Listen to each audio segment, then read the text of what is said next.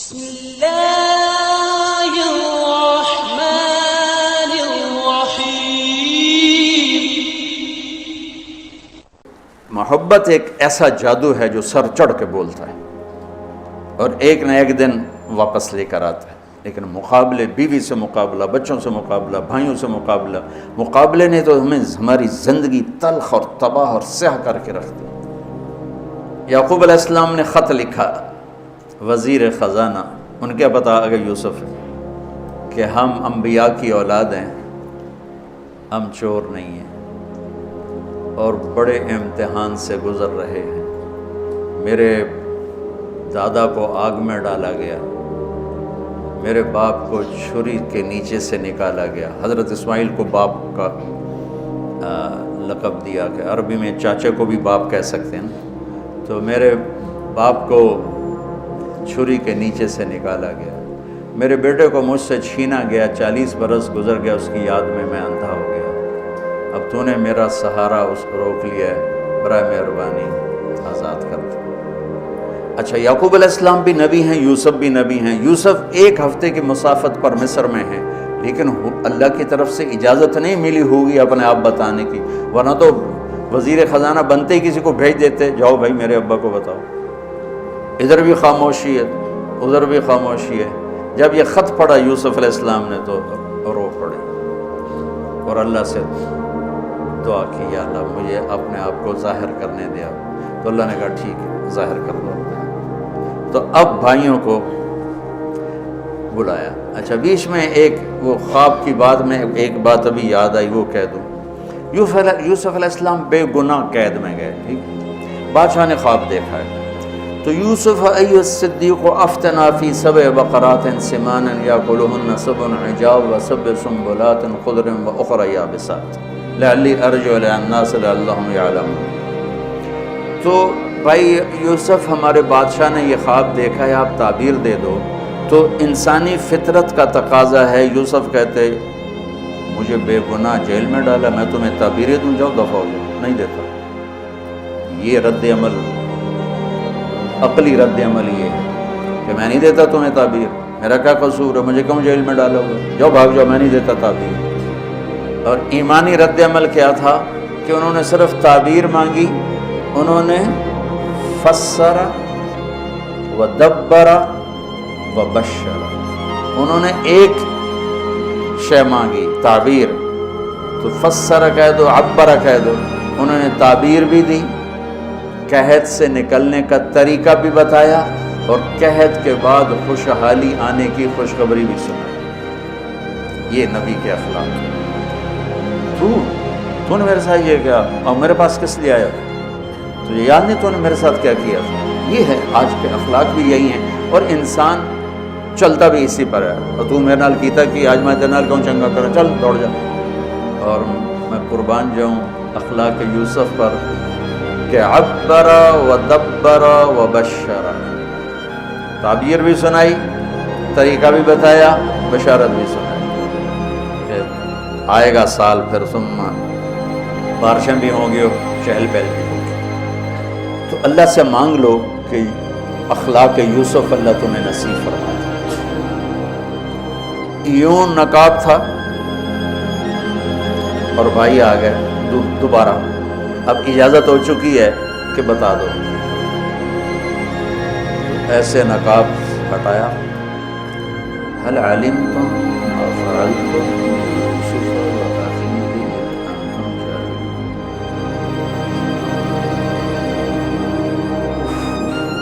جو کچھ بھائیوں نے کیا تھا تو اس کے لحاظ سے میرے ذہن میں جملہ بنتا ہے، قد علمتم ما ظلمتم یوسف وأخیہ اذ انتم عامدون۔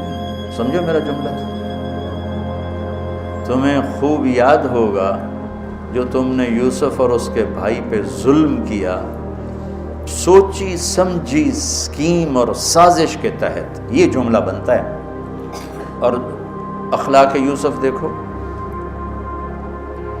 حل علمتم، میں نے تھوڑی دیر پہلے بتایا، حل کہاں بولا جاتا ہے؟ جہاں مجھے یہ پتا ہو کہ مولوی شاہ صاحب میری بات نہیں جانتے اس لیے میں حل کر، کیا آپ کو پتہ چلا یہ ہے حل؟ کیا آپ کو معلوم ہے یہ حل ہے؟ تو حل کا لفظ لا کے بھائیوں کو کیا بتا رہے ہیں کہ تم بے خبر تھے، بے خبر تھے. حل علمتم، بے خبری میں ما فعلتم. فعل عربی زبان کا کمزور ترین لفظ ہے.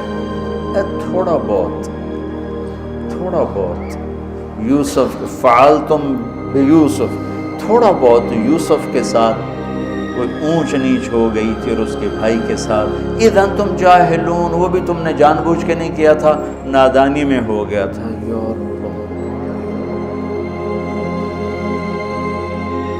اتنا بڑا ظرف،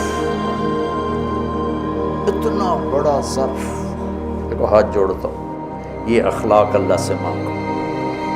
مقرروں سے پاکستان بھرا پڑا ہے، مفسرین سے، واعظین سے، ناصحین سے، مصنفین سے پاکستان بھرا پڑا ہے، مدرسین سے، شارحین سے پاکستان بھرا پڑا ہے. اور اس اخلاق والے کو ڈھونڈنے نکلو گے، بوڑھے ہو کے گھر آؤ گے، ملے گا کوئی نہیں. آئے شاک گئے وعدہ فردہ لے کر، اب انہیں ڈھونڈ چراغ رخ زیبا لے کر، کہ ملے گا ہی کوئی نہیں.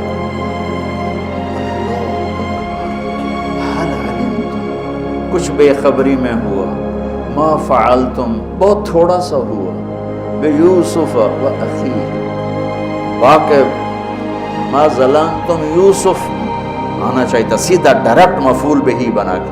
فعلتم کے ساتھ مفعول بہی کو با کے ساتھ جدا کر دیا، پھر اور ہلکا کر دیا، اور ہلکا کر دیا. وَأَخِيهِ إِذْ أَنْتُمْ جَاهِلُونَ، اس وقت تمہیں خبر نہیں تھی. بھائیوں کا جو رد عمل ہوا، أَإِنَّكَ لَأَنْتَ يُوسُف، أَإِنَّكَ شک، لَأَنْتَ یقین، أَإِنَّكَ خوف، لَأَنْتَ امید، أَإِنَّكَ گھبراہٹ، لَأَنْتَ اطمینان، أَإِنَّكَ پریشانی، لَأَنْتَ سکون. یہ مختلف کیفیات اس دو جملوں، دو لفظوں میں ہیں، جس کو میں اپنے چہرے کے ایکسپریشن سے نا ترجمہ کیا کرتا ہوں. لأنت یوسف، میرے چہرے کی تبدیلی دیکھیے. لأنت یوسف،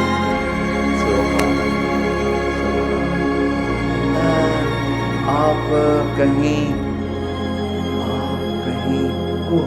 یوسف ہے نا، یوسف ہے نا. شک، یقین، خوف، اطمینان، پریشانی، سکون. کیا قرآن نے لفظ بولا ہے، اور کتنے خوبصورت انداز میں دو کیفیتوں کو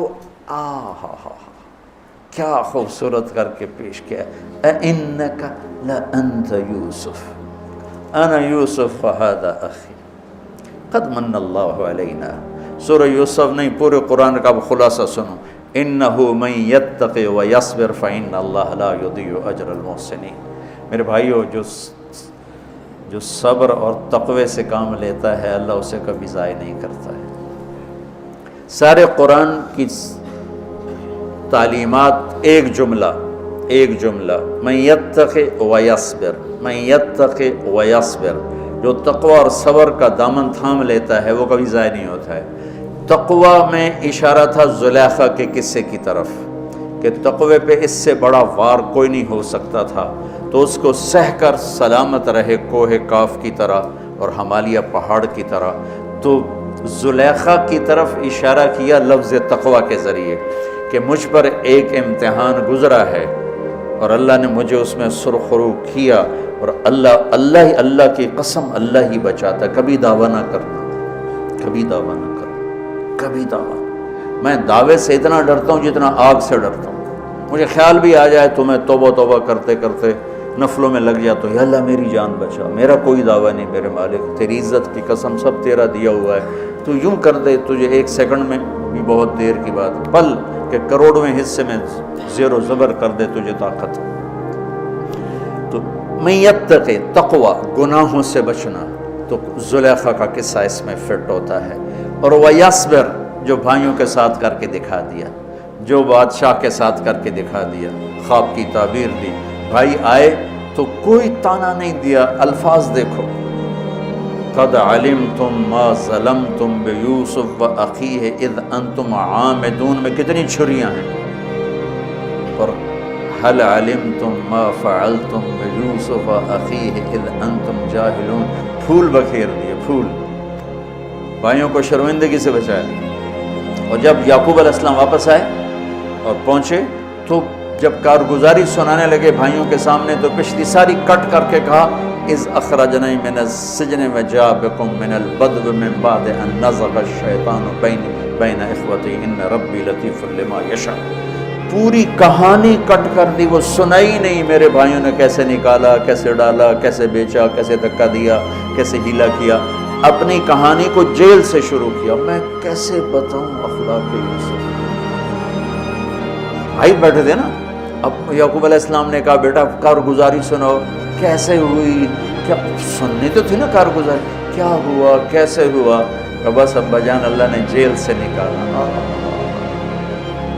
پچھلی ساری کہانی دفن کر دی۔ قد احسن بی ربی، یعقوب علیہ السلام کو کارگزاری سنانے لگے۔ جب ہم کارگزاری سناتے ہیں چلے کی جماعت تو بھائی جب رائمنڈ سے نکلے تھے وہیں سے شروع ہوتی نا کارگزاری۔ تو میں قربان جاؤں اخلاق یوسف پر کہ انہوں نے پیچھے سے کہانی نہیں سنائی کہ مجھے کیسے نکالا، مجھے کیسے کنویں میں ڈالا، مجھے کیسے بیچا۔ قد احسن بی، ابا جان بس اللہ نے بڑا کرم کیا، اللہ نے مجھے جیل میں ڈال دیا تھا مصر والوں نے، تو مجھے اللہ نے جیل سے نکالا اور اللہ آپ کو وہاں سے کنعان سے میرے پاس لے کر آ گیا۔ یہ سب میرے رب کا اور میرے مولا کا کرم ہے، اپنے بھائیوں کو شرمندہ ہونے سے بچایا۔ اللہ مجھے ان اخلاق کا ذرہ دے دے، اللہ آپ کو ان اخلاق کا ذرہ دے دے۔ اللہ کی قسم آپ کو کوئی پکڑ نہیں سکے گا عبادات اور علم کے ذریعے سے، یہ سارے دھرے رہ جائیں گے۔ عبادات، نفلی عبادات اور نفلی ذکر، اذکار، تسمیہ، مراقبے، اخلاق ایسا اتنا تیز رفتار راکٹ ہے کہ اس کو کوئی نہیں پکڑ سکتا۔ میرے پاس سعید عمر اور یوسف، محمد یوسف نیا نیا مسلمان ہوا تھا، میرے پاس آئے دونوں، کہنے لگے طاقت تو لگ گئی کرکٹ میں، تو کوئی شارٹ کٹ بتاؤ جنت کی۔ تو میں نے تھوڑی سی اخلاق کی بات کی، میں نے کہا یہ کر لو، کہنے لگا نہیں یہ تو مشکل ہے، کوئی اور بتا، یہ تو مشکل سبق ہے۔